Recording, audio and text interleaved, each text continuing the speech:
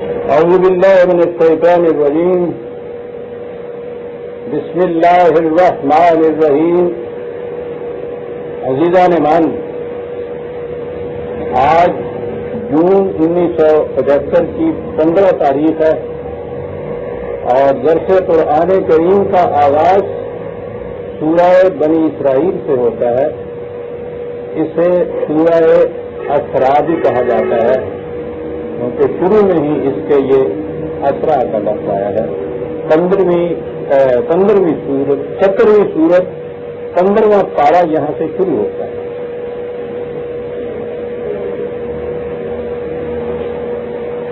وہ تمہیدی بات تو میں نے سابقہ درس میں ہی پیش خدمت کر دی تھی، لیکن میں نے یہ کہا تھا کہ یہ ایسی آیات ہیں جن کو ذرا وضاحت سے جن کا سمجھ لینا ضروری ہے. ترجمہ اس کا عام یہی کیا جاتا ہے کہ پاک ہے وہ ذات کہ جو اپنے بندے کو راتوں رات لے گئی مسجد حرام سے مسجد اقصی تک ترجمہ اس کا کیا جاتا ہے. کی طرف لے گئی کی بجائے تک لے گئے. مسجد اقصی کے جس کا ماحول گرد و پیش بڑا بابرکت ہے، لے نریہ من آیاتنا، تاکہ وہاں ہم اسے اپنی نشانیاں دکھائیں. یہ عام ترجمہ کیا جاتا ہے. بات اس میں یہ ہے کہ مسجد حرام سے مسجد اقصی، ان کے ترجمے کے مطابق مسجد اقصی تک خدا لے گیا اپنے بندے کو راتوں رات. یہ ہے وہ آیت جو بنیاد ہے معراج شریف کے واقعہ کی، جس کے متعلق ابھی میں یہ عرض کروں گا. اس واقعہ کے 2 حصے بتائے جاتے ہیں. ایک یہ کہ نبی اکرم صلی اللہ علیہ وسلم ایک رات مکے سے بیت المقدس کا یروشلم گئے. وہاں یہ یہودیوں کا وہ مقدس مقام یا ہیکل، اسی اعتبار سے اسے بیت المقدس کہا جاتا ہے، ہولی سینکچوری جسے آپ کہتے ہیں. وہ وہاں یروشلم میں یا یہودیوں کے اس ہیکل میں راتوں رات اللہ تعالیٰ حضور کو مکے سے وہاں لے گئے. اس واقعہ کا یہ پہلا حصہ بتایا جاتا ہے اور اس کی بنیاد یہ آیات جو اس سورت کے شروع میں آئی ہے. اس کا اگلا حصہ یہ بتایا جاتا ہے، کہاں لاؤڈ اسپیکر میں اگلا حصہ اس کا یہ بتایا جاتا ہے کہ حضور وہاں سے بیت المقدس سے پھر آسمانوں کی سیر کرتے ہوئے عرش معلیٰ تک تشریف لے گئے اور وہاں ذات باری تعالیٰ سے ملاقات ہوئی. وہاں سے پھر واپس تشریف لائے.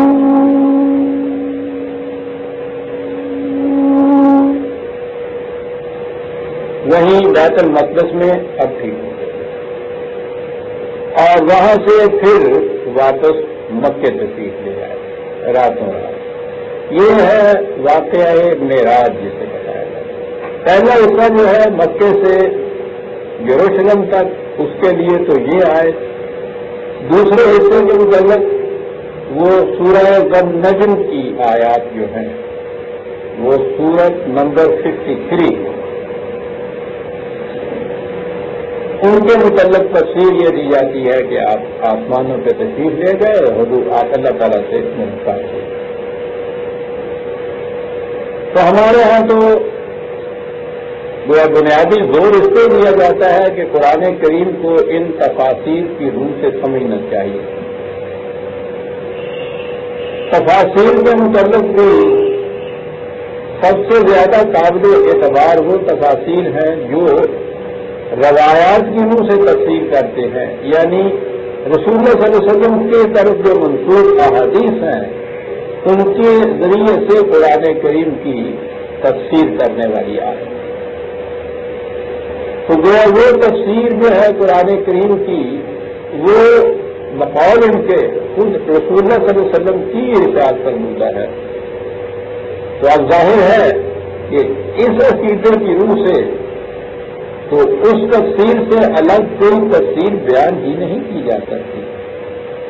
قرآن کے کسی مفہوم کے متعلق اگر یہ چیز بتائی جائے کہ خود حضور نے یہ مفہوم بتایا ہے تو پھر کون سا مسلمان ایسا ہے جو اس کی جرت کر سکے یہ چیز کہنا کہ میں اس سے بہتر مفہوم دے سکتا ہوں. معاذاللہ یہ تو ہے ہی نہیں. میں اس سے الگ مفہوم دیتا ہوں یہ بھی نہیں تصور میں آ سکتا.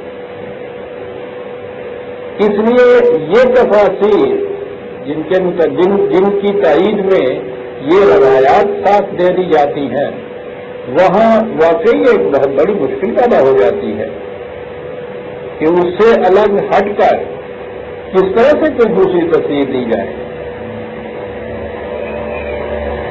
اس میں اگر کوئی مفسر یا کوئی شخص اپنے خیالات کی روح سے اپنی فکر کی روح سے کوئی چیز پیش کرتا ہے تو اسے تفسیر بالرائے کہا جاتا ہے کہ یہ تو انسان کی اپنی رائے ہے جس کے مطابق یہ تفسیر کی گئی, اپنی فکر کے مطابق اس نے یہ تفسیر دی. اور ہمارے ہاں تو یہ عقیدہ ہے کہ رائے یا فکر یا قیاس شریعت کے معاملے میں دین کے معاملے کے اندر قطعی ممانعت ہے اور وہ تو پھر پرانے جھگڑے چلے آتے ہیں. اہل الرائے جو ہیں اہل حدیث کے مقابلے میں ان کے خلاف کفر کے فتوے سرزد ہوتے ہیں. لیکن بہرحال تفسیر جو روایات کی روح سے بیان کی جاتی ہے اس کے متعلق یہی عقیدہ ہے کہ وہ روایات حضور کی کردودہ ہے.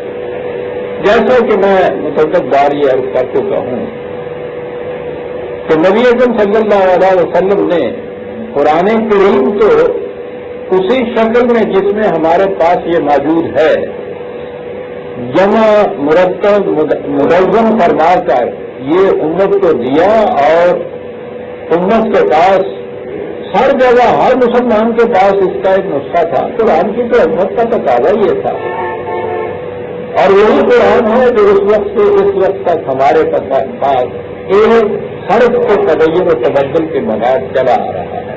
اس لیے کہ اس کی حفاظت کی ذمہ داری خود خدا لے لے. ویسے تاریخی شہادات بھی ہمارے پاس موجود ہے تو یہ قرآن کریم وہی ہے اور اس میں کوئی تبدیلی نہیں ہوئی. غیر مسلموں تک بھی اس تاریخی شہادت کی تائید کرنے والے موجود ہیں. احادیث کے متعلق یہ صورت نہیں ہے. نبی اکرم صلی اللہ علیہ وسلم نے اپنی روایات کا کوئی مجموعہ امت کو نہیں دیا. صحابہ کبار کے زمانے میں بھی مجموعہ مرتب کوئی نہیں ہوا. تاریخ یہ بتاتی ہے کہ انہوں نے اسے روکا, منع کیا. اور آگے ہم بڑھتے ہیں تو سب سے پہلا جو مجموعہ احادیث سب سے قابل اعتماد ہے وہ امام بخاری کی کتاب جسے عام طور پہ بخاری شریفی کہا جاتا ہے وہ ان کا مجموعہ ہے. امام بخاری کی وفات رسول اللہ صلی اللہ علیہ وسلم کے بعد 250 سال بعد ہوئی. 256 میں ان کی وفات ہوئی. تو گویا یہ پہلا مجموعہ جو مرتب ہوا ہے وہ 256 میں ہوا اور اس کے بعد جو باقی گنائی جاتی ہیں سنیوں کے ہاں 6 مجموعے ہیں جنہیں یہ صحائح ستہ کہتے ہیں, صحیح کتابیں. یہ پہلی 256 میں یا 250 سال بعد ہوئی ہے اور یہ باقی اس کے بعد کے مجموعے ہیں. گزرا یہ رسول صلی اللہ علیہ وسلم کے اتنا عرصہ بعد یہ مرتب ہوئے. مرتب بھی کسی تحریری مواد سے نہیں ہوئے, کوئی ریٹن ریکارڈ پہلے نہیں تھا. اسی لیے ان کو روایات کہا جاتا ہے کہ یہ زبانی روایت جو چلی آتی تھی, میں نے اس سے سنا, میں نے اس سے سنا, میں نے اپنے باپ سے سنا, روایت یوں چلتی ہے میں نے سنا اس طرح سے. تو 250 سال میں رسول اللہ صلی اللہ علیہ وسلم تک پہنچتے ہوئے آپ سمجھ لیجئے کہ راستے میں کتنے ایسے راوی آئیں گے جو یہ کہیں گے کہ میں نے اپنے باپ یا استاد سے سنا, میں نے ان سے سنا, میں نے ان سے سنا. اور پھر یہ جو چیز ہے اسے بھی یہ نہیں کہ آخر میں یہ کہا ہو کہ رسول صلی اللہ علیہ وسلم کے یہ الفاظ ہیں جو ہم دہرائے گئے آ رہے ہیں. یہ روایات جو ہیں یہ باللفظ نہیں ہیں کہ حضور کے الفاظ ہیں یہ، بلکہ وہ بالمعنی ہیں کہ حضور نے فرمایا، سننے والے نے اس کا مطلب یہ سمجھا، اور وہ مطلب جو ہے پھر وہاں سے یہ جامعین حدیث تک 250 سال تک یہ مطلب زبانی ایک سے دوسرے کی طرف منتقل ہوتا چلا آیا۔ اور اس کے بعد جب امام بخاری نے یہ تہیہ کیا کہ میں ان منتشر روایات کو جمع کروں، تو انہوں نے لکھا یہ ہے کہ انہوں نے کوئی 6 لاکھ کے قریب اس قسم کی روایات اس زمانے میں عام مشہور تھی لوگوں کی زبانی، جو انہوں نے جمع کی، اور ان میں سے انہوں نے 5 لاکھ اور تقریباً 93,000 وہ تو مسترد کر دی کہ وہ ان کے معیار کے مطابق صحیح نہیں تھی، قریب 6-7 ہزار کے درمیان اپنے مجموعے کے اندر شامل کیا ان کو۔ اسی طرح سے باقی مجموعے بھی ہیں، ان کے بعد اسی شکل میں مرتب ہو کے ہمارے ساتھ وہ آئے ہیں۔ یہ ہیں وہ روایات جن کو احادیث رسول اللہ صلی اللہ علیہ وسلم کہا جاتا ہے، یعنی ان کی صحیح پوزیشن تو یہ ہے نا کہ روایت جسے منسوب کیا جاتا ہے حضور کی طرف، یہ ہے ساری چیز، یہ منسوب رسول ہیں، حضور کی طرف ان کی نسبت کی جاتی ہے، نہ تو حضور کے الفاظ ہیں، نہ حضور نے خود ان کی تصدیق فرما کر امت کو آگے دیا، اور وہی تصدیق شدہ صحیفہ جو حضور نے دیا ہو وہ امت میں آگے چلا۔ اگر صورت یہ ہوتی تو بالکل مختلف کیفیت اس کی ہوتی۔ یہ قرآن بھی رسول اللہ نے دیا، یہ کہہ کے دیا خدا کی طرف سے میرا دوسرا صحیفہ اگر حضور کی اپنی سنت اور احادیث کا اس انداز سے آپ دیتے اور امت کے پاس غیر محرر شکل میں ہوتا، انہیں کہا جاتا کہ یہ حضور کے اقوال و ارشادات ہیں، یہ جو موجود ہیں ان کے متعلق تو یہی چیز ہوگی کہ یہ منسوب ہے حضور کی طرف، اس طرح سے مرتب ہوئے، یوں ہماری طرف آئے۔ اب ان کی بنیادوں کے اوپر ہمارے ہاں قرآن کریم کی تفسیر کی جاتی ہے، اور اس تفسیر کے مطابق یہ کہا جاتا ہے کہ اس سے الگ تفسیر نہیں بیان کی جا سکتی، کیونکہ یہ تفسیر خود رسول اللہ کی بیان فرمودہ ہے۔ یہی وہ دوسری غلطی آ گئی، رسول اللہ کی بیان فرمودہ نہیں ہے، بلکہ ان روایات میں یہ آیا ہے جو اس طرح سے مرتب ہوئی، اور وہ بھی رسول اللہ کا جو مطلب ہے، معنی جو تھے ان الفاظ کے جو حضور نے فرمائے۔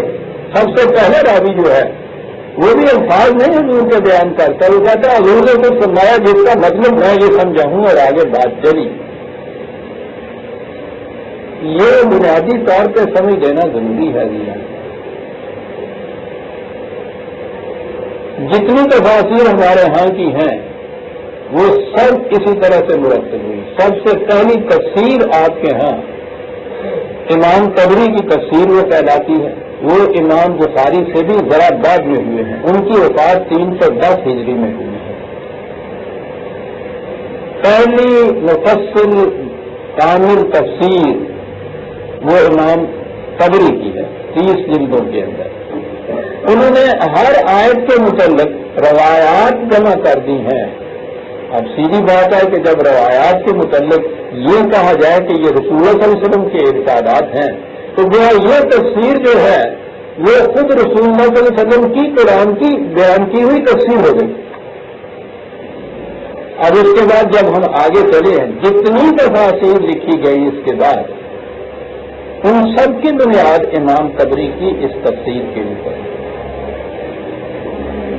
اگر اس میں کچھ زیادہ ہوا ہے تو یہ ہے کہ بعض احباب نے ان سے الگ مجموعے بھی تو ہے نا، میں نے کہا ہے کہ احادیث کے تو بہت مجموعے ہیں، تو انہوں نے یہ کہا کہ نہیں، یہ روایت جو طبری نے دی ہے یہ روایت ضعیف ہے، اس کے مقابلے میں فلاں روایت جو ہے وہ قوی ہے زیادہ، اس لیے اس کی جگہ یہ ہونی چاہیے۔ تبدیلی اگر ہوئی ہے تو اتنی ہوئی ہے کہ جتنے جھگڑے آپ دیکھ رہے ہیں نا مختلف فرقوں کے اندر، ان جھگڑوں کی بنیاد یہ ہے، ایک فرقہ ایک روایت کو کہتا ہے کہ یہ ہے صحیح، دوسرا کہتا ہے کہ نہیں یہ ضعیف ہے، یہ جو میں پیش کر رہا ہوں یہ ہے صحیح۔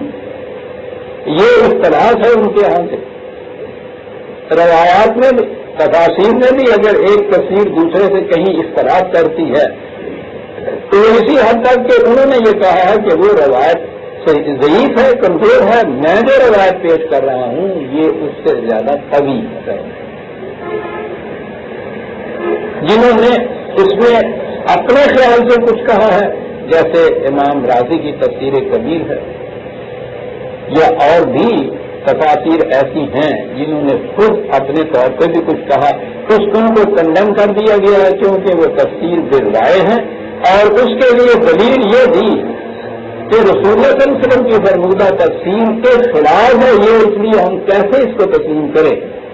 اس میں کوئی خدا نہیں کہ جب بھی یہ کہہ دیا جائے کسی مسلمانوں سے کہ صاحب یہ تفسیر حضور کی تفسیر کے خلاف ہے، اس سے الگ ہے، تو وہ کہنا مسلمان جو اس کو برداشت کر سکے گا یا دے گا، لیکن وہ جو درمیان کی وہ اتنا سا نقطہ ہے نا کہ رسول اللہ صلی اللہ علیہ وسلم کی نہیں ہے بلکہ منسوب رسول ہے، یہ بات نہیں واضح کی جاتی۔ بہرحال یہ جو ان آیات کی تفسیر ہے کہ نبی اکرم صلی اللہ علیہ وسلم کو ایک رات مکے سے پہلے جبریل تشریف لائے اور آپ کو یروشلم لے گئے، بیت المقدس لے گئے، بیت المقدس سے پھر آپ کو جبریل عرش معلیٰ کی طرف لے گئے، آسمانوں کی طرف، اور واپس اسی طرح سے آپ تشریف لائے۔ یہ تفاسیر کے اندر یہ واقعہ جو بیان ہے، روایات کی روح سے یہ واقعہ بیان ہوا ہے۔ اس واقعہ کی جزیات میں کہیں کہیں تھوڑا بہت فرق ہے، وہی روایات کے فرق کی بنا پر، لیکن محصل جو ہے اس کا وہ ہر جگہ ایک ہی ہے۔ اس میں ہمارے ہاں کے متقدمین ہوں یعنی پہلے زمانے کے مفسر یا متاثرین ہوں ہمارے زمانے کے مفسر، بنیاد ان کی تفسیر کی یہی ہے روایات۔ اس واقعے کو آج بھی کس طرح بیان کیا جاتا ہے، میرے پاس تو متقدمین کی بھی تفاسیر ہیں جن میں یہ سارے واقعات درج ہیں۔ میں نے یہ مناسب سمجھا ہے کہ ہمارے دور کے اندر متاثرین میں سب سے متاثر جو ہے مولانا ابوالعلا مودودی ہیں، بڑی ذخیم تفسیر انہوں نے لکھی ہے۔ واقعہ معراج کے متعلق انہوں نے ریڈیو پہ تقریر ایک کی۔ ریڈیو کی تقریر تو آپ جانتے ہیں ساری دنیا میں نشر ہوتی ہے۔ قرآن کریم کی ان آیات کی تفسیر ریڈیو پر مودودی صاحب کی زبان 1971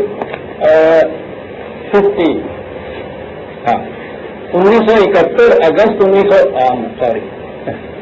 1951 میں انہوں نے یہ تقریر کی تھی۔ ان کے رسالہ ترجمان القرآن کی اگست 1951 کی عشائت میں یہ شائع ہوئی ہے، موجود ہے وہاں۔ پھر اس کے بعد انہوں نے تفسیر وغیرہ میں بھی یہ کچھ لکھا۔ اس تقریر میں جو ریڈیو پہ ہوئی تھی، میں اس لیے اس پہ یہ زور دے رہا ہوں کہ یہ پھر دنیا بھر میں قرآن کی ان آیات کی یہ تفسیر نشر ہوئی۔ کہا یہ گیا کہ یہ رسول اللہ صلی اللہ علیہ وسلم کی بیان فرمودہ ہے، اور وہ یہ تھی حضرت محمد صلی اللہ علیہ وسلم کو پیغمبری کے منصب کا سرفراز ہوئے 12 سال گزر چکے تھے، 52 سال کی عمر تھی، کعبہ میں سو رہے تھے، یکایک جبریل فرشتے نے آ کر آپ کو جگایا، نیم خفتہ و نیم بیدار حالت میں اٹھا کر آپ کو زمزم کے پاس لے گئے، سینہ چاک کیا، زمزم کے پانی سے اس کو دھویا، پھر اسے علم اور بردباری اور دوائی اور ایمان و یقین سے بھر دیا۔ میرا خیال ہے کہ میں تنقید چھوڑتا چلا جاؤں، تنقید آپ خود کر لیجیے۔ 12 سال منصب نبوت سے فائز ہوئے بھی گزر چکے،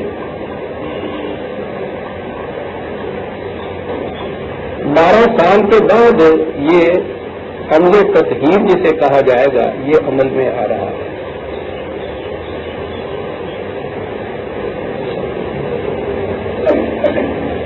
عمل میں کیسے آ رہا ہے؟ سینے کو سچ میں چیرا جا رہا ہے، اسے پھر زمزم کے پانی سے دھویا جا رہا ہے، اس میں پھر علم گردگاری اور دانائی اور ایمان و یقین بھرا جا رہا ہے 12 سال کے بعد نبوت کے دعوت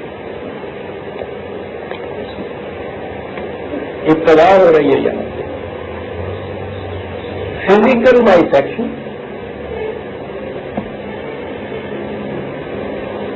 یہ علم و گردگاری اور دانائی تو ایک طرح کا رہا, ایمان اور یقین بھی اس وقت بڑھا جا رہا ہے. سینوں کے اندر فزیکل ڈائسیکشن کے بعد میں اس لیے یہ زور دے رہا ہوں کہ یہ وہ تقاریر ہماری ہیں جو ساری دنیا میں جا رہی ہیں, اور آگے اس پہ اضافہ کر دوں کہ پھر یہ وہ تصویریں ہیں جن کے ترجمے اب انگریزی میں ہو رہے ہیں اور انہیں شہرت اتنی دی جا رہی ہے کہ hotel InterContinental Lahore, hotel Metropolitan Karachi, ان میں اس تصویر کی افتتاحی یا تعارفی تقریبات ہوتی ہیں, ان کے انگریزی کے ترجمے ہوتے ہیں, انہیں دنیا بھر میں نشر کیا جاتا ہے. یہ ہے وہ جو چیز اس کے اندر دی جاتی ہے دنیا کو قرآن کی تفسیر حضور کی زبان مبارک سے. یہ ہے مقام نبوت جو پہلے فکرے میں پیش کیا جا رہا ہے.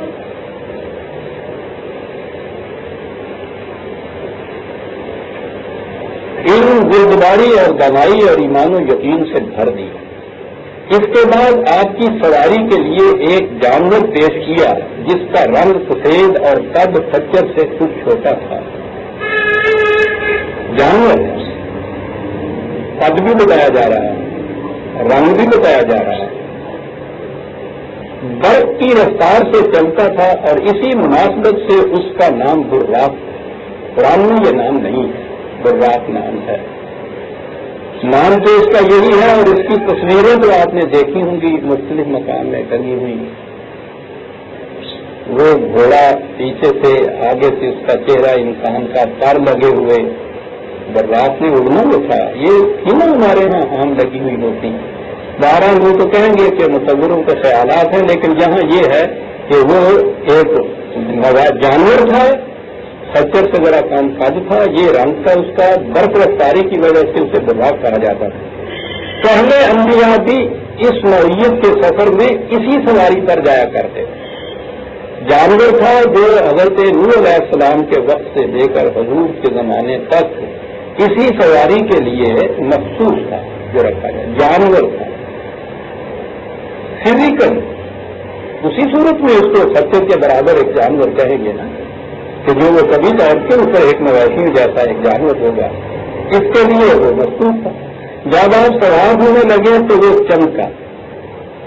جبریل نے تھپکی دے کر کہا دیکھ کیا کرتا ہے, جس پر حضرت نوح علیہ السلام سے لے کے حضرت عیسیٰ علیہ السلام تک انبیاء سواری کرتے چلے آئے.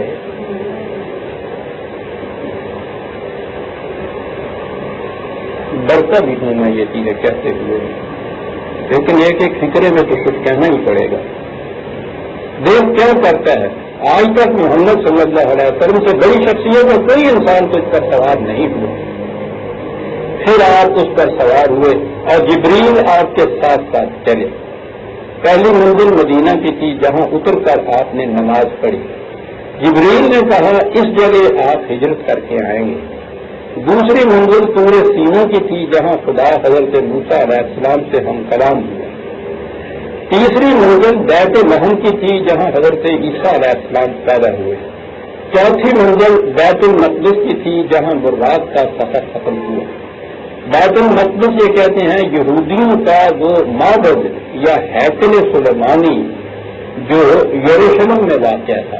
میں ابھی اس کی تاریخ پیش کروں گا آپ کی خدمت میں اور انہیں کی زبانی پیش کروں. یہودیوں کے اس معبد کو یہ بیت المقدس, اب بھی یہ جو کہا جاتا ہے نا عام طور پہ بیت المقدس اسے کہا جاتا ہے, تو وہ یہودیوں کے اس معبد یا اس ہیکل سلیمانی کو کہا جاتا تھا. وہاں یہ سفر, اس سفر کے دوران میں ایک جگہ کسی پکارنے والے نے پکارا ادھر آؤ, آپ نے توجہ نہ دی. جبریل نے بتایا یہ یہودیوں کی طرف بلاوا تھا. دوسری طرف سے آواز آئی ادھر آؤ, آپ اس کی طرف بھی منتخب نہ ہوئے. جبریل نے کہا یہ عیسائیت کا دائی تھا. ٹھیک ہے. پھر ایک عورت نہایت ہی سنوری نظر آئی اور اس نے اپنی طرف بلایا، آپ نے اس سے بھی نظر پھیر لی۔ جبریل نے کہا یہ دنیا تھی۔ پھر ایک بوڑھی عورت سامنے آئی، جبریل نے کہا دنیا کی عمر کا اندازہ اس کی عمر سے کر لیجیے۔ ساتھ خدا کے ایک رسول ہے جنہیں یہ بتایا جاتا ہے ساتھ ساتھ۔ پھر ایک شخص ملا جس نے آپ کو اپنی طرف متوجہ کرنا چاہا، مگر آپ اسے بھی چھوڑ کر آگے بڑھ گئے۔ جبریل نے کہا یہ شیطان تھا جو آپ کو راستے سے ہٹانا چاہتا تھا۔ واقعہ آگے آتا ہے۔ بیت المقدس پہنچ کر آپ براق سے اتر گئے اور اسی مقام پر اسے باندھ دیا جہاں پہلے انبیاء اس کو باندھا کرتے تھے۔ ابھی میں عرض کروں گا باندھنے کی شکل کیا تھی۔ جہاں پہلے انبیاء اس کو باندھا کرتے تھے، پہلے انبیاء حضرت نوح علیہ السلام سے شروع ہوئے تھے، اور یہ یروشلم یا ہیکل سلیمانی تو یہودیوں کے یہ جو پیغمبر تھے ان کے وقت میں یہ آ کے بنا تھا، لیکن وہ پہلے انبیاء بھی یہیں آیا کرتے تھے اور اسی مقام پر اس برباد کو باندھا کرتے تھے۔ ہیکل سلیمانی میں یہ وہ لفظ آ گیا۔ یہودیوں کا معبد جسے ہیکل سلیمانی کہا جاتا ہے، ٹیمپل مشہور ہے نا ان کا، یوش ٹیمپل سولومن کا بنایا ہوا، اسے کہتے ہیں ہیکل سلیمانی، اسے بیت المقدس کہا جاتا ہے۔ یہ جو مسجد اقصیٰ جسے کہا ہے نا قرآن نے کہ مسجد حرام سے مسجد اقصیٰ کی طرف خدا لے گیا، تو یہ کہتے ہیں مسجد اقصیٰ سے مراد یہ ہیکل سلیمانی ہے۔ ہیکل سلیمانی میں داخل ہوئے تو ان سب پیغمبروں کو موجود پایا جو ابتدائے آفرینش سے اس وقت تک دنیا میں پیدا ہوئے تھے۔ آپ کے پہنچ سے ہی نماز کے لیے صفیں بن گئے۔ آپ نے دیکھا کہ یہ سارا کچھ فزیکل ہو رہا ہے۔ حضور اپنے جسم مبارک کے ساتھ فزیکلی جسم کے ساتھ ایک جانور پہ سوار ہو کر ایک مقام میں پہنچے ہیں جسے ہیکل سلیمانی کہا جاتا ہے، اور انہوں نے روایات کی روح سے پیغمبر جو ہیں 1,24,000 ہوئے۔ وہ کہتے ہیں کہ وہ سب وہاں موجود تھے، 1,24,000 انسان۔ سوچیے کہ ان کے جمع ہونے کے لیے جگہ کتنی درکار ہے۔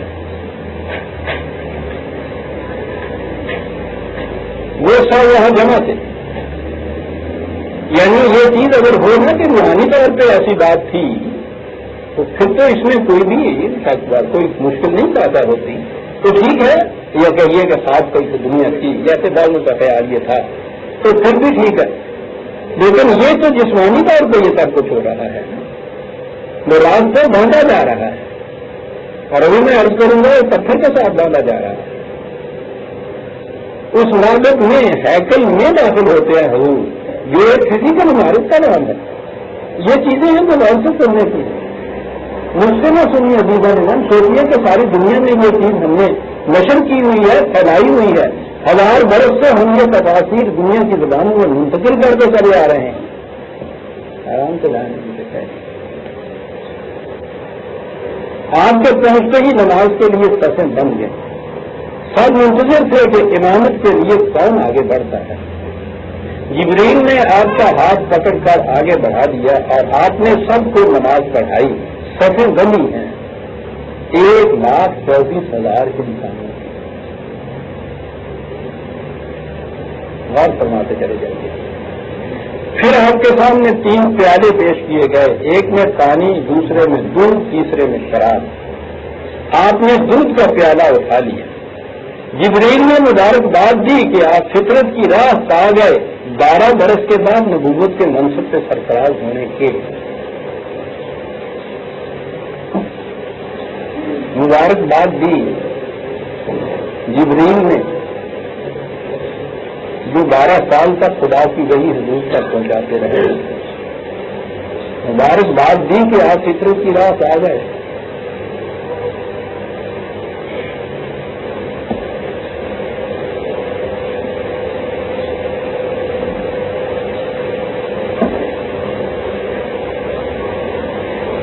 مرحلہ یہاں ختم کرتے ہیں۔ یہ اس کے بعد ایک سیڑھی آپ کے سامنے پیش کی گئی، اور جبریل اس کے ذریعے سے آپ کو آسمان کی طرف لے کر سیڑھی پیش کی گئی.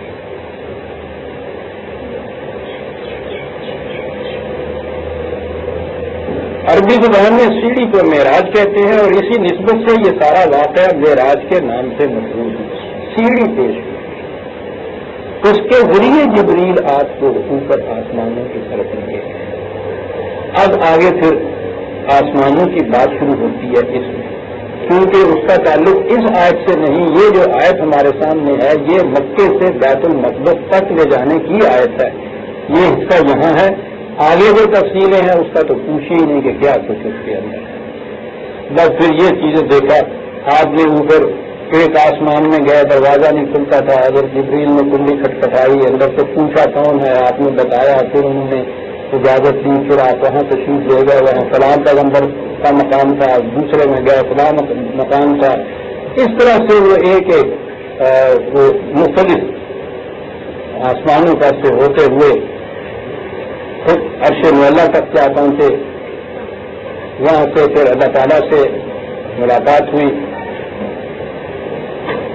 راستے میں جو کچھ دیکھا بہرحال اس کا تذکرہ تو میں یہ کیا کروں. اس قسم کی باتیں ہیں وہ ساری جو راستے میں ہے.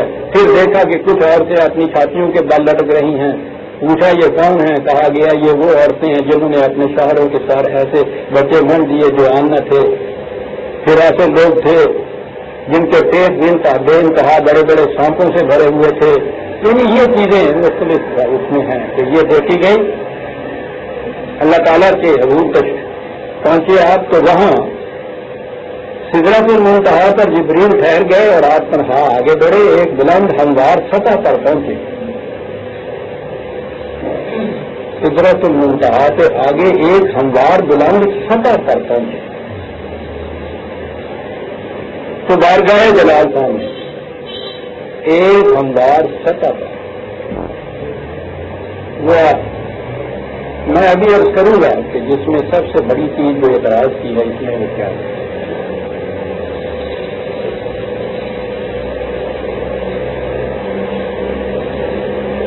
ہم کلامی کا شرف بخشا گیا.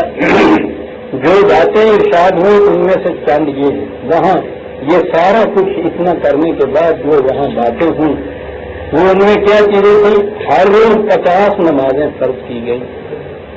سورہ بقرہ کی آخری 2 آیتیں تعلیم فرمائی گئی اور شرک کے سوا دوسرے سب گناہوں کی بخشش کا امکان ظاہر کیا گیا. ان تینوں کے لیے یہ سارا کچھ ہوا جو حضور تشریف لے گئے.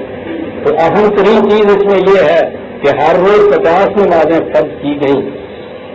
پیشی خداوندی سے واپسی پر نیچے اترے تو حضرت موسیٰ سے ملاقات ہوئی. نیچے اترے خدا نے 50 نمازیں فرض کی اپنے رسول پر. آپ وہاں سے یہ حکم لے کے نیچے اترے. نیچے حضرت موسیٰ علیہ السلام سے ملاقات ہوئی. انہوں نے یہ وہی تقریر میں پڑھتا چلا جا رہا ہوں جو نشر ہوئی ہے اور جس کے ترجمے اب دنیا کی زبانوں میں پھیلے ہوئے ہیں. انہوں نے رویداد سن کر کہا میں بنی اسرائیل کا تجربہ رکھتا ہوں. میرا اندازہ ہے کہ آپ کی امت 50 نمازوں کی پابندی نہیں کر سکتی. خدا نے 50 فرض کی. اس کا یہ رسول آخر الزمان صلی اللہ علیہ وسلم کچھ حکم خداوندی کو لے کے آ گئے. حضرت موسیٰ علیہ السلام نے درمیان میں یہ کہا کہ مجھے تجربہ ہے پہلا اپنے ہاں کہ یہ نہیں پڑھی جا سکے گی. حکم دینے والا خدا، لے آنے والے رسول، بتانے والے حضرت موسیٰ کہ یہ نہیں پڑھی جا سکے گی. اس حکم دینے والے کے متعلق کیا تصور ہو جائے گی. یہاں تو یہ صحیح نظر آ رہا ہے نا کہ خالص یہودی ایک بول رہا ہے معاذ اللہ کہ جس خدا سے تمہارا رسول جا کے ملا ان کی یہ صورت ہے کہ وہ فروغہ دے دیا کہ وہ ناممکن مدل تھا. معاذ اللہ ہر 1000 بار معاذ اللہ. اور اس یہودی نے روایت دینے والے نے تصور آپ کے رسول کا یہ دے دیا کہ انہیں حضرت موسیٰ علیہ السلام پڑھا رہے ہیں بچوں کی طرح کہ کیا کر رہے ہو. دیکھ رہے ہیں روایت کیسے منہ سے بول رہی ہے کہ کہاں سے یہ آئی ہے اور مقصد کیا تھا اس کا. یہ بھی نہیں ہے کہ آگے سے حضور نے کہا ہو کہ ہم بہتر جانتے ہیں. خدا نے یہ دی ہے وہ بہتر جانتا ہے. میں بہتر جانتا ہوں، لیکن وہ پھر کی روایت کیا ہوئی؟ انہوں نے کہا کہ میں جانتا ہوں نہیں چھوڑی جائے گی، کمی کے لیے عرض کیجیے۔ آپ گئے،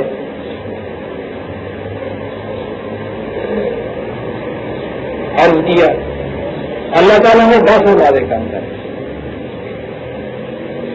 پلٹے تو پھر حضرت موسیٰ نے وہی بات کہی کہ وعدہ یہ بھی نہیں کوئی جائے، پھر جاؤ، پھر گئے، پھر 10 کام کرے، پھر آئے، پھر انہوں نے یہی کہا، پھر گئے، پھر 10 کام کرے، آخری بار جب وہ 10 آئیں آپ پھر بھیجے گئے تو نیچا بھیجے گئے تھے نا آپ بار بار، تو وہاں اگر وہ 10 کے حساب سے جو کمی ہو رہی تھی، اگر وہ حساب ہی قائم رہتا تو یہ تو آخری 10 ہی باقی رہ گئی تھی نا۔ تو اس میں اللہ تعالیٰ نے 5 معاف کر دیا، 5 باقی رہ گئے۔ پھر آئے تو حضرت موسیٰ علیہ السلام نے پھر یہی کہا کہ یہ 5 بھی نہیں پڑی جائیں گے، تو آپ نے فرمایا کہ مجھے تو بار بار جاتے شرم آتی ہے، میں اب نہیں جاتا، اس طرح سے 5 نمازیں کر دوں گی آپ کی۔ آپ تشریف لے آئے، بہرحال یہ حصہ جو میں نے کہا ہے تو میں اس کی تفصیل میں نہیں دیتا، وہ آگے کی جو آیات ہیں اس میں یہ کچھ لائے ہوئے ہیں۔ یہاں تو اتنی سی بات ہی ہے کہ مکے سے آپ تشریف دے گئے بیت المقدس براق کے اوپر، جو ایک خچر کے برابر جانور تھا، وہاں جا کے 1,24,000 نبیوں کے صف بستہ نماز ہوئی، آپ نے امامت فرمائی، سیڑھی آئی اس کے ذریعے سے آپ کے اوپر۔ یہ واقعہ ہوا ہیکل سلیمانی کے اندر، اس مسجد اقصی جو اس آیت میں آیا ہے، اس آیت کی تصویر ہے کہ یہ مسجد اقصی ہیکل سلیمانی جہاں آپ تشریف لے گئے تھے اور وہاں یہ واقعہ پیش آیا تھا۔ یہ سننے میں آپ نے ذہن میں آ گئی نا بات، یہ ذہن میں رکھی ہے اچھی طرح سے، پتہ نہیں دوبارہ وقت ملتا ہے یا نہیں۔ یہ رسول اللہ صلی اللہ علیہ وسلم کے زمانے کی بات، حضور کے ساتھ یہ واقعہ ہو رہا ہے۔ ہیکل سلیمانی میں آپ تشریف لے گئے، وہاں یہ سب کچھ ہوا۔ یہی مودودی صاحب کی یہ تقریر میں نے آپ کے سامنے سنائی، یہ 1951 میں انہوں نے یہ تقریر کی، انہیں کا پرچہ ترجمان القرآن ستمبر 1969 کا، سپٹمبر 1969، جب یہ یہودیوں نے وہاں بیت المقدس پہ اپنا یہ قبضہ جمایا ہے نا، تو اس سلسلے میں بات بڑی چھڑی تھی، اور انہوں نے یہ کہا تھا کہ اس کے اوپر ہماری ملکیت ہے، اس لیے کہ یہ تو تمہارے رسول کے زمانے سے بہت پہلے ہماری یہاں ہیکل سلیمانی، جس کو تمہارے قرآن میں مسجد اقصی کہا ہوا ہے خود، یہ جو کچھ تم نے یہاں بنا لیا ہوا ہے مسجد اقصی، ابھی میں کروں گا کہ مسجد اقصی کب بنی تھی اور کیوں اس کا نام پڑا، اور یہ جو حکیم قبۃ الصخرہ ایک وہ چٹان کے اوپر قبہ بنا ہوا ہے وہاں، یہ کچھ بنا رہی ہے۔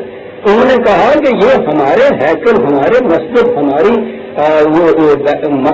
مقصد تھا، یہ اس کو مسمار کر کے تم مسلمانوں نے یہ بنائی تھی۔ تو ایک تو تم یہ بتاؤ کہ جسے تمہارا خدا خود مسجد کہہ رہا ہے، قرآن تمہارا شہادت دے رہا، یہودیوں نے یہ شہادت پیش کی تھی، یہ جو قصہ چلا تھا نا کہ اس کی جو ملکیت جس کی ہونی چاہیے، تو مسلمانوں نے کہا تھا ہمارا قبلہ اول ہے، اس لیے اسے مسلمانوں کی تربیت میں رہنا چاہیے تھا۔ اس مسئلے اس مقدمے نے بین الاقوامی حیثیت اختیار کر لی تھی کہ اپنے رائٹس کے دلائل پیش کرو۔ انہوں نے یہ کہا تھا کہ یہ قبلہ اول ہے ہمارے، انہوں نے کہا تھا کہ ہمارے مسجد کو تم اگر اپنا قبلہ بنا لو تو اس سے وہ تمہاری ملکیت میں چلی جائے گی، جو ہماری ملکیت چھن گئی، کل کو اگر تمہارے سکتا دو تو ہم اپنا قبلہ بنا دیں تو پھر ہماری تو کل ملکیت میں جوڑو گے نا اس کو تم۔ یہ ہے اعتراض ان کی طرف سے جو ہے، یہ انہوں نے دلیل دی کہ تم تو خود ایکسپٹ کیے ہوئے ہو ہماری اس مسجد کو، ہمارے اس ہیکل کو، کہ اگر رسول اللہ صلی اللہ علیہ وسلم کے زمانے میں یہ موجود تھا، وہاں آ کے حضور نے آپ کی روایات کے مطابق اس میں نماز پڑھی ہے، آپ قرآن نے اس کو مسجد اقصیٰ کہا ہے آپ کی روایات کے مطابق، عمدہ سے دعویٰ دکھاتے تھے. سوال بڑا ٹیڑھا تھا، آپ کو پتا جواب کیا میرا؟ یہی ابھی جو آپ نے تفسیر سن لی ہے نا مولوی صاحب کی، کہ رسول اللہ وہاں تشریف لے گئے اور وہاں حیدر سلیمانی میں جو بات تھا مسجد اقصیٰ جسے کہا جاتا ہے، اس میں یہ نماز پڑھی گئی تھی.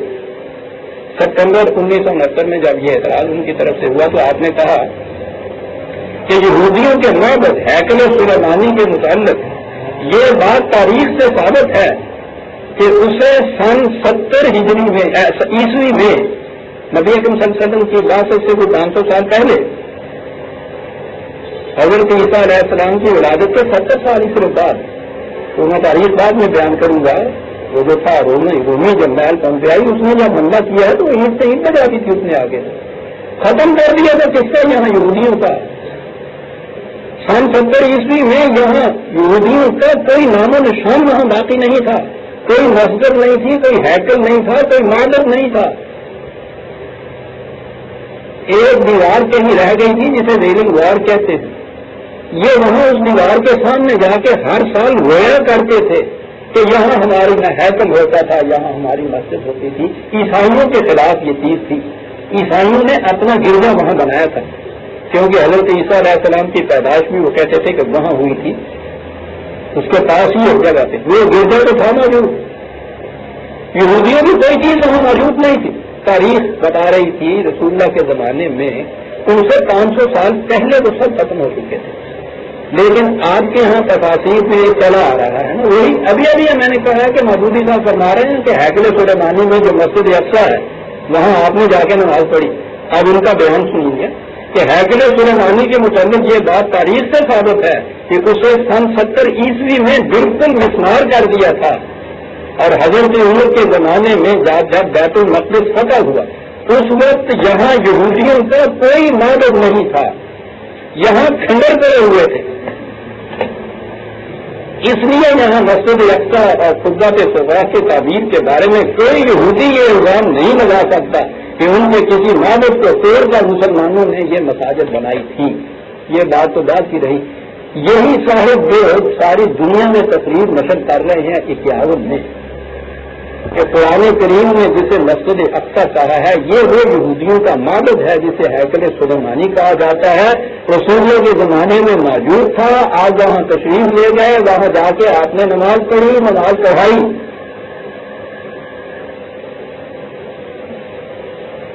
اس کے بعد یہودیوں نے کہا کہ حضور کے زمانے میں تو تم تسلیم کرتے ہو نا کہ یہ موجود تھا، اور اس کے بعد تو یہ موجود نہیں رہا، وہاں مسجد اقصیٰ ہے، وہاں قبۃ الصغریٰ تو مسلمانوں کے ہیں. بتائیے کہ تمہاری شہادت کے مطابق، قرآن کی شہادت، تمہارے رسول کی تفسیروں کے مطابق جو یہاں معبد ہیکل سلیمانی تھا جو کہاں گیا پھر اس کی جگہ یہ مسجد کس نے بنائی؟ تم مسئلے تو توڑنے والے نہیں اور آج میں کیے تو مارے بتا رہے ہیں. یہ دعویٰ انہوں نے کہا کہ تم بچتے وہاں پہ ہیکل ہی نہیں تھا، وہاں پہ معبد ہی نہیں تھا، وہاں پہ مسجد ہی نہیں، وہاں پہ کھنڈر کرے ہوئے تھے.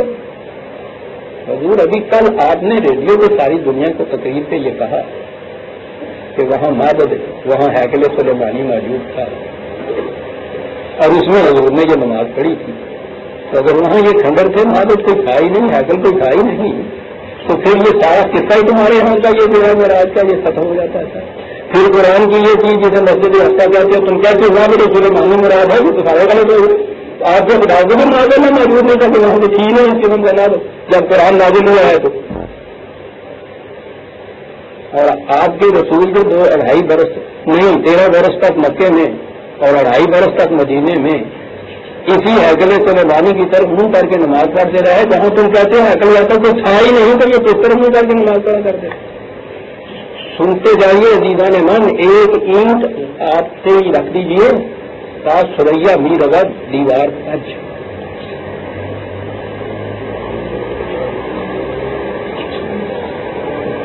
دیکھ رہے ہیں. ایک اس میں جو مسجد اقصیٰ کا لفظ آیا، روایات کی روح سے جو اس کی تفسیر بیان ہوئی کہ اس سے مراد وہ یروشلم کا یہودیوں کا بیت المقدس ہے، وہاں معبد تھا جو ہیکل سلیمانی جسے کہا جاتا ہے. یہ جو آگئی ساری تفاصیر، اب یہ تفاصیر رسول اللہ صلی اللہ علیہ وسلم کی بتائی جا رہی ہیں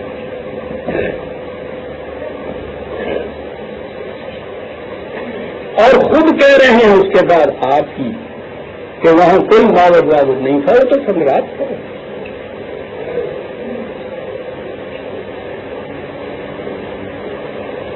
آپ غور فرمائیے، یوں قرآن کی تفسیر بیان ہو رہی ہے ان روایات کی، یوں یہ حضرات اس تفسیر کو ساری دنیا کے اندر پھیلا رہے ہیں، خود ہی اس کی کنٹراڈکشن ہو رہی ہے. آپ ہی یہ کہہ رہے ہیں کہ کوئی نہیں تھا وہاں.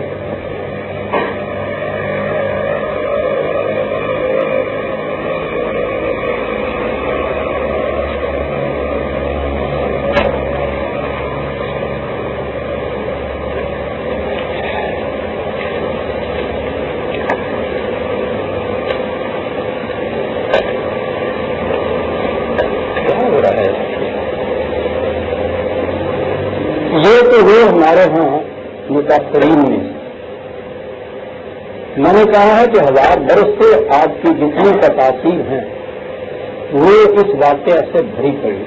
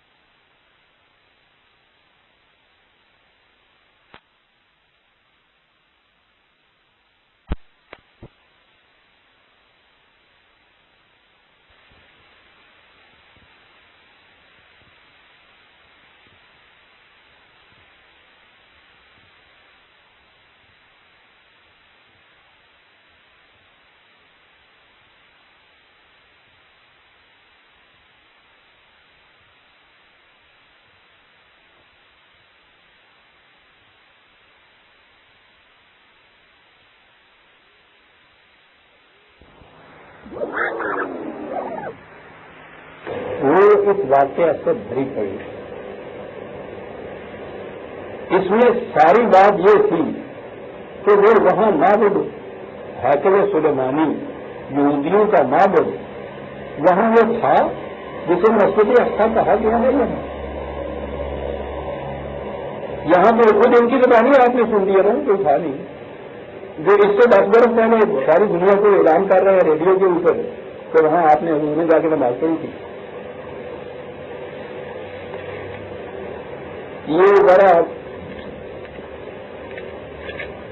یہ جو ہمارے متقدمین تفاسیر والے گزرے ہیں ان کی تحقیق بھی مطالعہ کرتا ہے.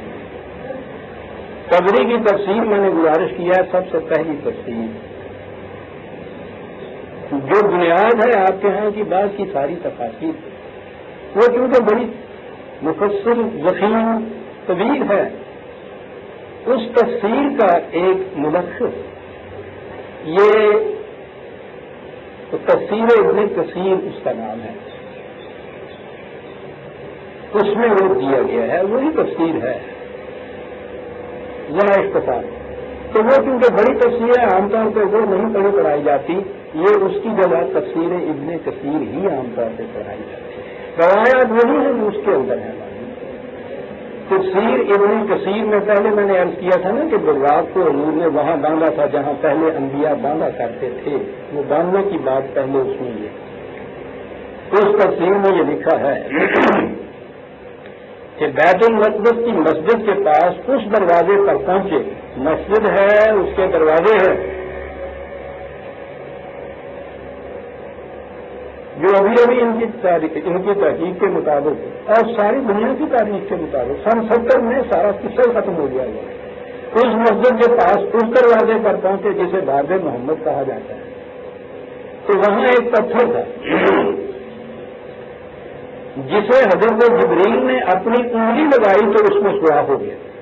وہاں آپ نے براق کو باندھا اور مسجد پر چڑھ گئے. وہاں تمام انبیاء صادقہ نے حضور کی امامت میں نماز پڑھی.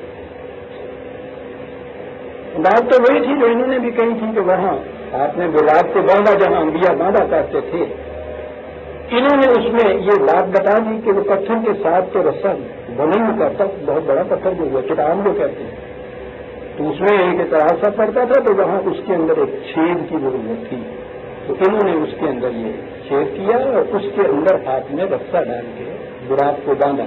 بات پھر وہی ہو گئی کہ سارا قصہ فزیکل چلا آ رہا ہے. وہ جو پتھر جتنا ایک جانور تھا اس کو لے گئے ہیں، اس کے باندھنے کے لیے رسا ہے، باندھنے کے لیے پھر کوئی جگہ تو پتھر چاہیے، پتھر میں رسا بند رہ سکتا، پتھر میں کچھ سوراخ ہونا چاہیے. وہ سارا کچھ فزیکل ہو رہا ہے. اور یہی چیز ہے، اسے ہیں ہمارے ہاں صحابہ کے زمانے تک تو روایتیں ہیں کہ بعضوں نے اس کو کہا تھا روحانی چیز تھی، بعضوں نے کہا خواب تھا. تو ان کو انہوں نے وہیں جھٹک کے رکھ دیا کہ یہ لوگ تو معجزات کے منکر ہیں اور یہ روایتیں بڑی غلط ہیں. معتبر ترین ان کے یہاں جو صحیح روایتیں ہیں وہ یوں چلی آ رہی ہیں جس میں پتھر میں چھید بھی کیا گیا اور وہاں ڈال. سوال پیدا ہوا کہ اس واقعہ کی کوئی شہادت بھی مل سکتی ہے کہ حضور وہاں واقعی گئے، فزیکلی وہاں جا کے نماز پڑھی، انبیاء کی امامت کرائی.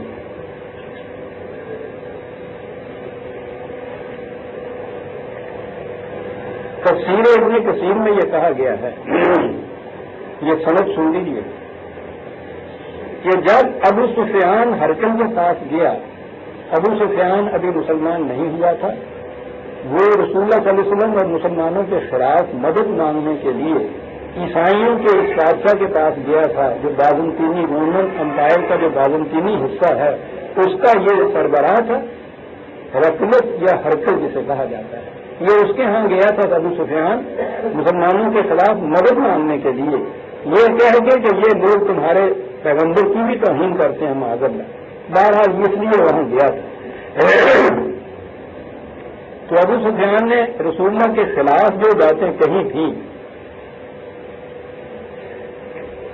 تو اس نے یہ کہا، یہ ابن کثیر کی روایت، اس نے کہا کہ بادشاہ سلامت سنیے، میں ایک واقعہ بیان کروں جس سے آپ پر یہ بات کھل جائے گی کہ محمد صلی اللہ علیہ وسلم معاذ اللہ بڑے جھوٹے آدمی ہیں. ایک دن وہ کہنے لگا، یعنی ابو سفیان نے ہرقل سے یہ روایت بات کی ہے، محمد صلی اللہ علیہ وسلم کہنے لگا کہ اس رات وہ مکے سے چلا اور آپ کی اس مسجد میں یعنی بیت المقدس کی مسجد قدس میں آیا اور پھر واپس صبح سے پہلے مکہ پہنچ گیا. تو اس نے یہ کہا کہ یہ اس قسم کی جھوٹی باتیں یہ شخص معاذ اللہ کرتا رہتا ہے جو نبوت کا دعویٰ کر رہا ہے. تو گویا ابو سفیان نے اس سے یہ کہا کہ وہ یہ بھی کہتا ہے کہ میں یہاں آیا تھا اور اس مسجد میں نے نماز پڑھی.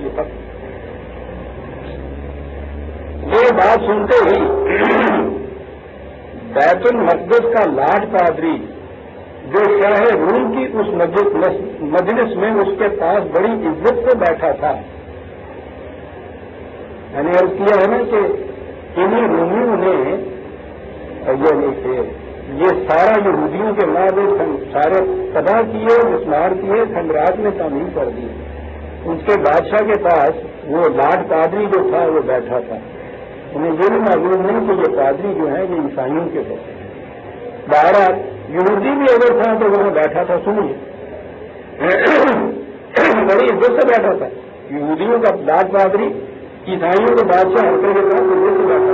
اس قدر ان دونوں میں بغض، عداوت اور نفرت چلی آ رہی تھی. یہ تو یہودی کے سائز تک تو نہیں برداشت کر سکتے تھے. بہرحال وہ بیٹھا تھا. فوراً بول اٹھا کہ یہ بات بالکل سچ ہے.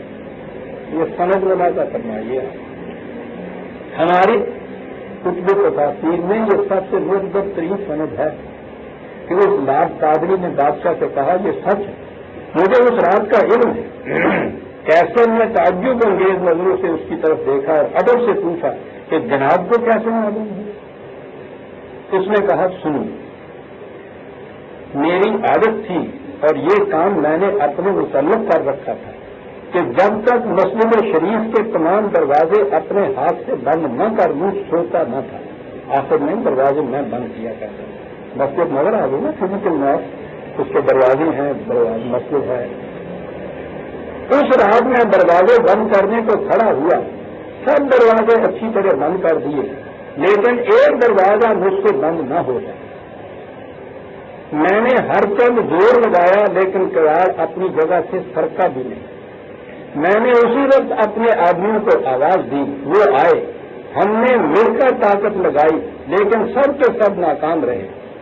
بس یہ معلوم ہو رہا تھا گویا ہم کسی پہاڑ کو اس کی جگہ سے سرکانا چاہتے ہیں، اپنی مسجد کے دروازے کو بند کر رہے ہیں، لیکن وہ کچھ کا تک نہیں، ہلا بھی نہیں. میں نے بڑائی بڑھائے، انہوں نے دیکھا بھالا، ترکیبیں کی، کوششیں کی، لیکن وہ بھی ہار گئے اور کہنے لگے کہ صبح کا رکھیے. چنانچہ وہ دروازہ اس شب کو یوں ہی کھلا رہا، دونوں کے بعد یوں ہی کھلے رہے.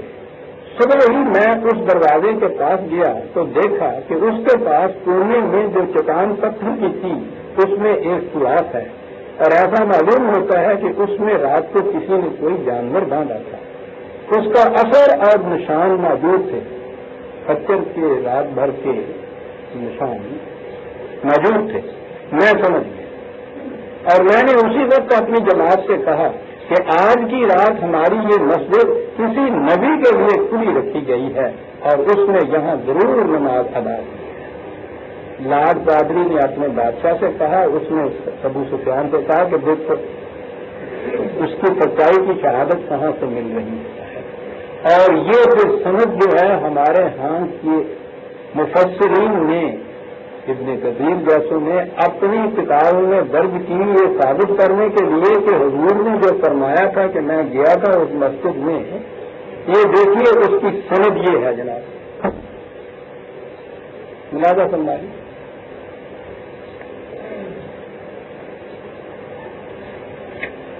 اس مسجد کی یہ سند دروازے بند کرنے کی اور یہ سارے قصے کی جو موجود ہی نہیں تھی، جو اس سے 500 برس پہلے مسمار کی جا چکی تھی، سارے مورخین کے بولے. خود یہ صاحب جو آج اس کو پیش کر رہے ہیں وہ بتا رہے ہیں کہ رسول اللہ کے زمانے میں تو وہاں کوئی نہ مسجد تھی، نہ معبد تھا، نہ ہیکل تھا، کھنڈرات پڑے ہوئے تھے. یہ بھی ٹھیک، یہ بھی درست. درست کیا نہیں؟ درست یہ نہیں اگر کوئی کنڈکٹ پرویز ان چیزوں کو دوہرا دے تو وہ منکر حدیث ہے. مار دو گولی اسے، عزیزہ میں مان اسے جو بھی میں آئے کہہ دو، اس کا یہ ایمان تو نہ کیوں کہ جس رسول پر ایمان لانے کے لیے خدا نے ہم سے کہا ہے، جس میں قرآن جیسی باعظمت کتاب دی ہے، خدا کے لیے اس قسم کی باتیں اس کی طرف منسوخ نہ کرے گا. خدا کے لیے ایسی باتیں منسوخ نہ کرے گا، یہ رسول کی نہیں ہو سکتی. اسلام تو یوں تو دنیا میں رسوا نہ کرے، اس رسول کی محبوس کا تو کچھ خیال کرے. جب تم یہ چیز دنیا کو کہتے ہو کہ دل یقین یہ چیز ہمارے رسول نے فرمائی، جس کی شہادت تمہیں کہیں اور سے نہیں مل رہی، اس قسم کے افسانوں سے شہادت دے رہے ہو، اور وہ بھی ایک لاکھ قادری عیسائی کی شکل یا یہودیوں کا ہوتا ہے. ہر دل کے دربار میں وہ یقین کہہ رہا ہے. اس مسجد کے متعلق جو وہاں موجود نہیں ہے تمہاری اپنی تحقیق کے مطابق، اسے کہتے ہو کہ ہمارے رسول اللہ نے آ کے ہم سے یہ بات کہی کہ میں نے اس مسجد میں نماز پڑھی.